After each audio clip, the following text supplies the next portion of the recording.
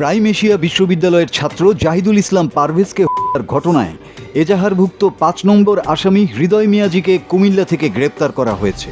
হৃদয় মিয়াজি বৈষম্য বিরোধী ছাত্র আন্দোলনের বনানী থানার যুগ্ম সদস্য সচিব।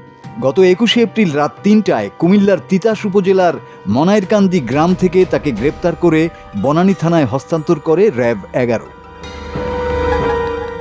র্যাব-১১ তথ্য প্রযুক্তির মাধ্যমে তিতাস থানা পুলিশের সহযোগিতায় সোমবার দিবাগত রাত ৩টায় বলরামপুর ইউনিয়নের মনাইরকান্দি গ্রামের হারুনুর রশিদের বাড়িতে অভিযান চালিয়ে তাকে গ্রেপ্তার করে।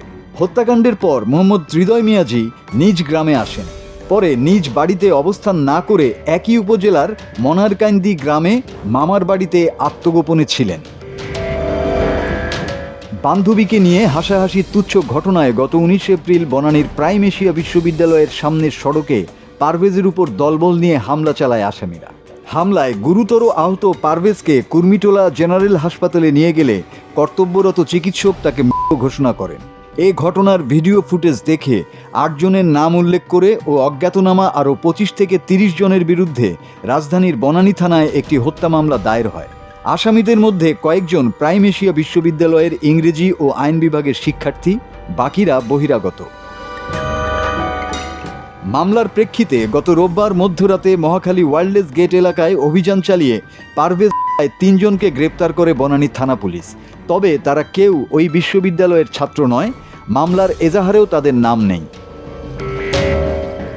এদের মধ্যে এজাহারে থাকা অন্য আসামি সোভান নিয়াজ তুষারের পরিচয় দেয়া হয়েছে বৈষম্য বিরোধী ছাত্র আন্দোলনের বনানী থানার যুগ্ম আহ্বায়ক হিসাবে, আর হৃদয় মিয়াজির পরিচয় দেয়া হয়েছে বৈষম্য বিরোধী ছাত্র আন্দোলনের একই ইউনিটের যুগ্ম সদস্য সচিব হিসাবে। এই নিয়ে পারভেজ হত্যা মামলায় মোট ৪ জনকে গ্রেপ্তার করা হয়েছে। বাকিদের গ্রেপ্তারে অভিযান চলছে। মাসুদ হাসান, বাংলা টিভি।